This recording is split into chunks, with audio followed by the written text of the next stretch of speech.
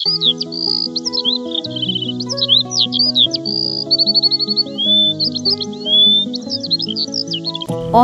দিন আগের কথা। নিঝুমপুর গ্রামে থাকতো এক মাঝি। মাঝির আপন বলতে পৃথিবীতে কেউ নেই, আছে শুধু একটা ছোট কুঁড়ে ঘর আর একটা নৌকা। মাঝি ভীষণ ভালো মানুষ, সারাদিন মানুষকে নদী পারাপার করে দেয়। অসহায় বিপদে যদি কেউ পড়ে তাকে সাহায্য করে। সারাদিন যা টাকা আসে তা থেকে কিছু খায় আর বাকি টাকা অসহায় মানুষকে দিয়ে দেয়।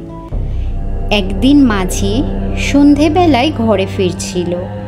জঙ্গলের পাশ থেকে আসার সময় দেখল নদীর ধারে একটি মেয়ে বসে বসে কাঁদছে।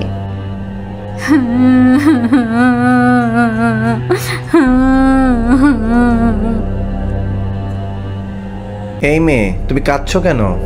তোমার কি হয়েছে? মেয়েটি কোনো কথা না বলে শুধু কাঁদতে থাকলো। তুমি কি পথ হারিয়েছো?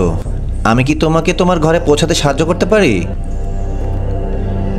এখন তো রাত নেমে আসছে, তুমি ইচ্ছা করলে আমার সাথে যেতে পারো। এ কথা শোনা মাত্রই মেয়েটি কোনো কথা না বলেই নৌকায় উঠে বসলো। মাঝি ভীষণ আশ্চর্য হলো, তবুও নৌকা বাইতে শুরু করলো।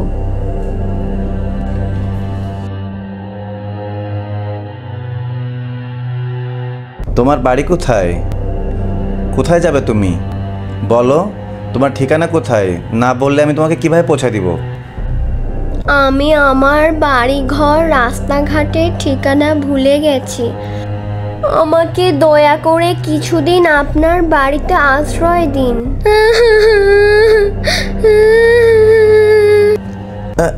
ঠিক আছে ঠিক আছে ঠিক আছে, তুমি আর কেঁদো না। তুমি তোমার বাড়ির ঠিকানা পেলে তখন তুমি চলে যেও।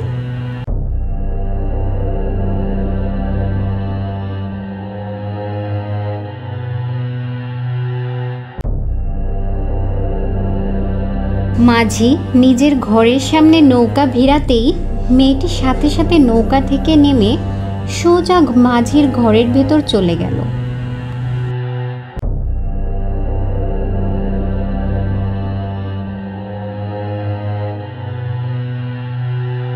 মাঝি আবারও আশ্চর্য হলো, তবুও মেয়েটিকে কিছু বলল না। ঘরে যে খাবার ছিল নিজে খেলো, মেয়েটিকে দিল। মেয়েটি খাবার খেয়ে বিছানায় ঘুমিয়ে পড়ল। মাঝি বারান্দায় এসে ঘুমালো।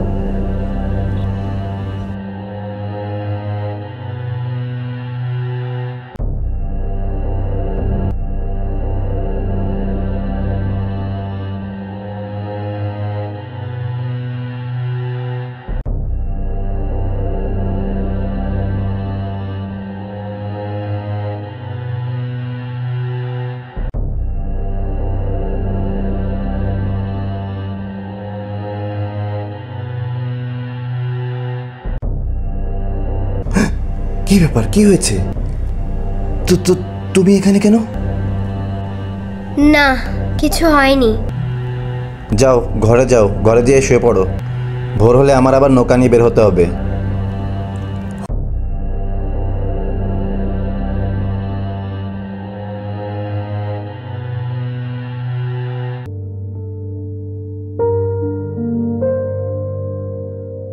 হঠাৎ গভীর রাতে খুটখাট আওয়াজে মাঝির ঘুম ভাঙল।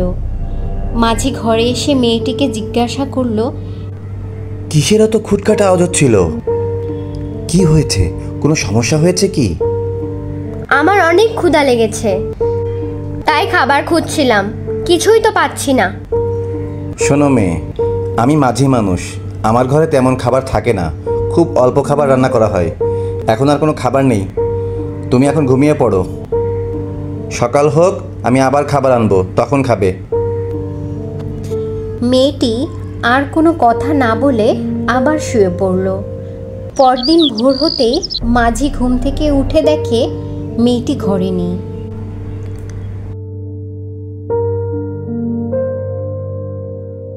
কি আশ্চর্য, এত ভোরে মেয়েটি গেল কোথায়?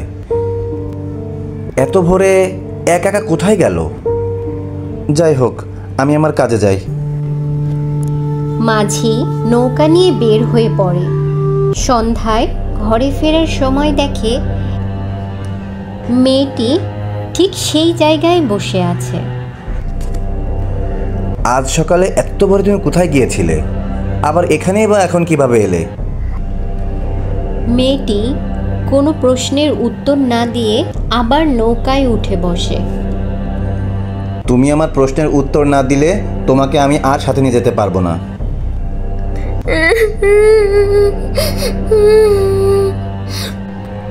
আমার বাড়ি কষ্টিপাথর গ্রামে। এক দুষ্টু জাদুকর আমার পরিবারের সবাইকে দুষ্টু জাদু বলে বন্দি করে রেখেছে। শুধু আমিই পালিয়ে আসতে পেরেছি, তাই ভয়ে এদিক ওদিক ঘুরে বেড়াচ্ছি।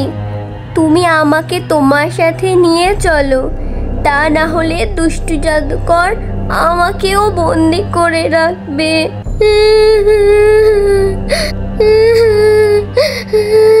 কেঁদো না, কেঁদো না, তোমার কোনো ভয় নেই। তুমি আমার সাথে যেতে পারো। তুমি আমার ঘরে নিরাপদে থাকবে।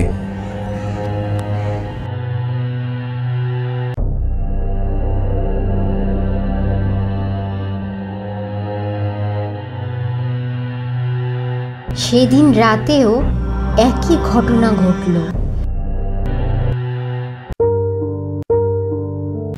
মেয়েটি আবারও ভোর হতেই উধাও। মাঝির মনে সন্দেহ হলো।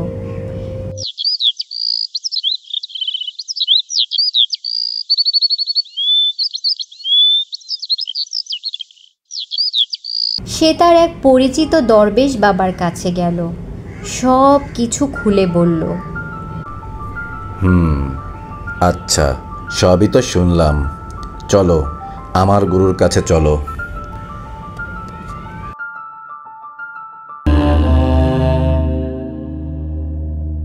দরবেশ বাবা মাঝির মুখ থেকে সব কিছু শোনার পর বললেন, এ হচ্ছে কর্কট ক্রান্তি দ্বীপের দুষ্টু পেতনিদের ছোট মেয়ে। এই দুষ্টু পেতনিদের দল আশেপাশে গ্রামের মানুষদের অনেক কষ্ট দিচ্ছিল। আমি ওদেরকে অনেক কষ্ট করে জাদু বলে ওই পাহাড়ের নিচে দুটি বড় পাথর দিয়ে আটকে রেখেছি। আর ওই পাথর দুটো সরানোর জন্য দরকার একটি ছোট পরশ পাথর। আমি একটি জিনকে দিয়ে এই পরশ পাথরটি এই গ্রামের একজন সৎ মানুষের ঘরের নিচে পুঁতে রেখেছি। আর সেই মানুষটি হচ্ছে তুমি। এই জন্য ও তোমার ঘরে এসে পাথরটি খুঁজছে, কিন্তু কোথাও খুঁজে পাচ্ছে না। এই নাও মন্ত্র পড়া পানি। এই পানি যখন ওই মেয়েটি ঘুমিয়ে পড়বে ওর গায়ে ছিটিয়ে দিলেই ও পাখিতে পরিণত হবে আর খাঁচাবন্দি হয়ে যাবে। জি আচ্ছা, ঠিক আছে দরবেশ বাবা।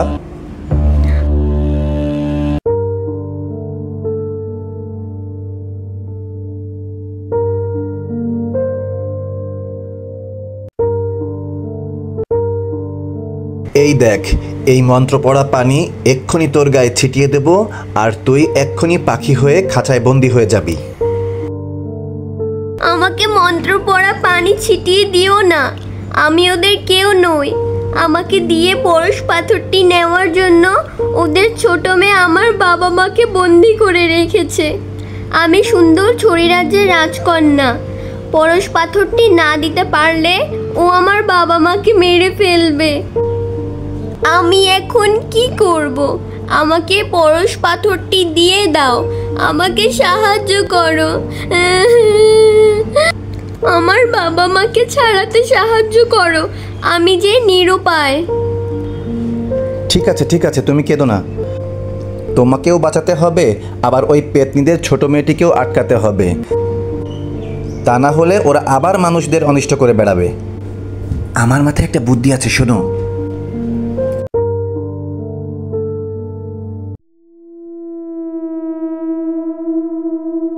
আমি পরশ পাথরটির সন্ধান পেয়ে গেছি। তুমি আমার সাথে চলো। যখন রাত গভীর হবে, মাঝি ঘুমিয়ে পড়বে, তখন তুমি মাঝিতে পাহারা দেবে, আর আমি মাটি খুঁড়ে পরশ পাথরটি বের করে তোমার কাছে দেব। আমি একা একা এই কাজ করতে ভীষণ ভয় পাচ্ছি। তুমি আমার সাথে থাকলে আমি সাহস পাবো। ঠিক আছে, কোনো সমস্যা নেই। আমি গভীর রাতে ওখানে চলে আসব আর পরশ পাথরটা নিয়ে আমার পরিবারের সবাইকে মুক্ত করব।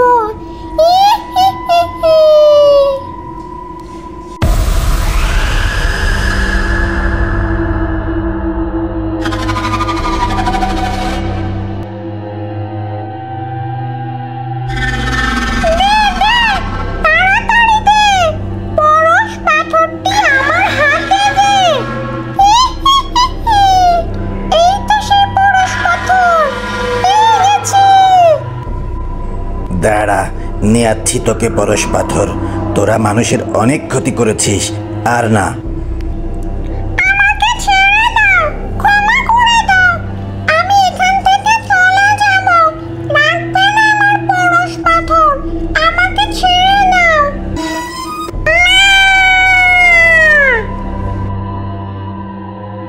উচিত শিক্ষা হয়েছে তোর এবার। থাক, এবার সারা জীবন খাঁচায় বন্দি হয়ে থাক।